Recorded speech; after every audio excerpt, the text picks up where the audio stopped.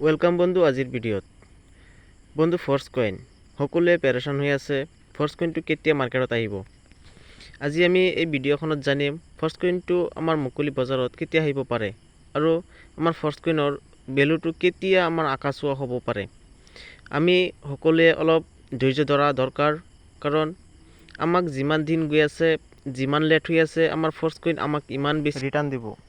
চেনেলত যদি নতুন হয় তেনেহ'লে ছাবস্ক্ৰাইব কৰিব পাৰে আৰু আজিৰ আপোনাৰ মতামতটো নিশ্চয় কমেণ্টত জনাব। আমি সব আৰম্ভ কৰিলোঁ। আমি আজিৰ এটা সৰু আপডেট চাম।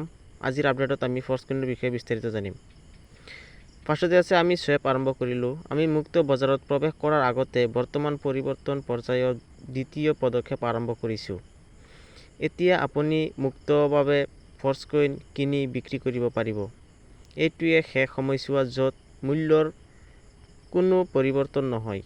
1 FMS = $2.77। আমি সকলোৱে জ্ঞাত যে আমাৰ ছেকেণ্ড ষ্টেপখন চলি আছে। আমাৰ ফৰ্চ কইন কিনা আৰু বিক্ৰী দুটা মাত্ৰ চলিছে। আমাৰ যিটো থাৰ্ড ষ্টেপ হ'ব, সেইটো থাৰ্ড ষ্টেপত আমাৰ ফৰ্চ কইনটো আমি নিজে যিমান দামত আমি বিক্ৰী কৰিব বিচাৰোঁ সিমান দামতে বিক্ৰী কৰিব পাৰিম। পিছত আছে ক্ৰয় কৰা মুদ্ৰা সকলোৰে ভাৱে যিকোনো পৰিমাণত 20 FMSৰ পৰা উপলব্ধ। আপুনি 20টা কইনছে মাত্ৰ বৰ্তমানত আপুনি কিনিব পাৰিব। কিনাৰ হিচাপত আমি যদি কওঁ, বিনিময় আৰম্ভ কৰিবলৈ আপোনাৰ ব্যক্তিগত একাউণ্টলৈ যাওক। আপুনি যদি ফৰ্চ কইন কিনিব আৰু বিক্ৰী কৰিব ভাবিছে তেনেহ'লে আপুনি কিনিব পাৰে। 20টাতকৈ কম বেছি কৰিব নোৱাৰে। 20টা কিনিব পাৰিব আৰু বিক্ৰী কৰিবলৈ আপুনি যিমান খুচি আপোনাৰ যিমান মন যায় সিমানেই বিক্ৰী কৰিব পাৰিব, কোনো প্ৰব্লেম নাই। বিশেষকৈ আৰম্ভণিৰে পৰাই মূল্যৰ চোকা উঠা নমা ৰোধ কৰিবলৈ আমি ফৰ্চ কইন ষ্টেপ বাই ষ্টেপ মুকলি কৰিছোঁ।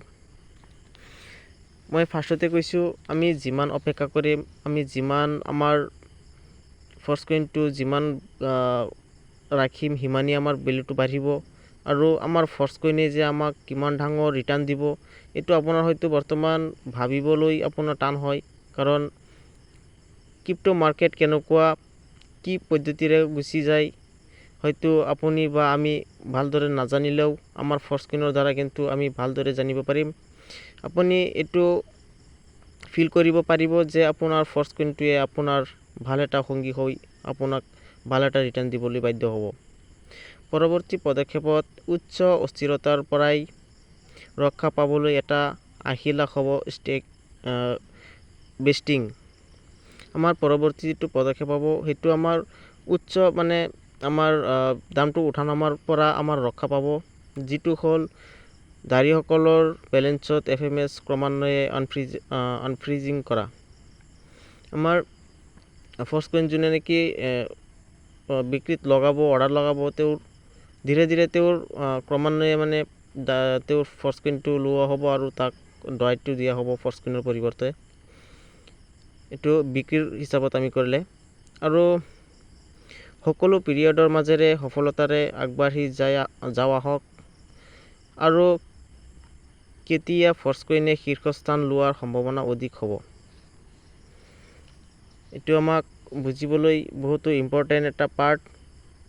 আমাৰ ফৰ্চ কইনটো কেতিয়া শীৰ্ষস্থান পোৱাৰ এটা সম্ভাৱনা আছে সেইটো আমি এই কেইদিনমান পিছতে আমি গম পাই যাম আমাৰ ফৰ্চ কইনটো মাৰ্কেটত আহিলেই। আৰু আপুনি হয়তো নিশ্চয় ভাবিছে যে ফৰ্চ কইনটো কেতিয়া বিক্ৰী কৰিম, কেতিয়া দামটো বেছি হ'ব। ইয়াত যদি কওঁ বন্ধুসকল, আপুনি বহুতো উদাহৰণ আছে, আপুনি চাই ল'ব পাৰে। যিকোনো বস্তু আমি সহজতে পাবলৈ কিন্তু আমি সহজত ইমান সোনকালে নাপাওঁ, কিন্তু আমাৰ ফৰ্চ কইনটো তথাপিও বহুত এটা আমাৰ ৰিটাৰ্ণ হৈ গৈছে আৰু আমাৰ বহুতো আশা আছে। আৰু সেই আশাৰ পৰিৱৰ্তে আমি আৰু মাত্ৰ কেইটামান দিন ধৈৰ্য যদি ৰাখোঁ নিশ্চয় আমি ফৰ্চ কইনৰ দ্বাৰা আৰু ডাঙৰ সফলতা দেখিবলৈ পাম। এতিয়া যদি চাওঁ, আমি ইয়াত মুকলি বজাৰত প্ৰৱেশৰ বাবে ৰোডমেপ বৰ্ণনা কৰিছোঁ। সকলোৱে জানে Q2 যিটো নেকি আমাৰ কোৱাৰ্টাৰটোত আমাৰ ফৰ্চ কইনটো মাৰ্কেটত আহিব বুলি আমাক জনোৱা হৈছে আৰু ফাৰ্ষ্টতে আমাৰ Q1ত আছিল, সেইটো আমাৰ আপডেট দি আমাৰ Q2ত ৰখা হৈছে। গতিকে এইটো আমাৰ আৰু চেঞ্জ নহয়। আশা কৰোঁ যে আমাৰ Q2তে আমাৰ ফাৰ্ষ্ট কইনটো মাৰ্কেটত আহি যাব।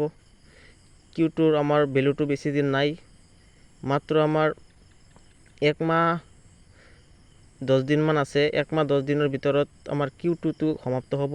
গতিকে Q2তে আমাৰ ফাৰ্ষ্ট কইনটো আশা কৰোঁ যে ফাৰ্ষ্ট কইনটো মাৰ্কেটত আহিব আৰু সেই পৰিৱৰ্তে আমি আগুৱাই গৈ থাকোঁ।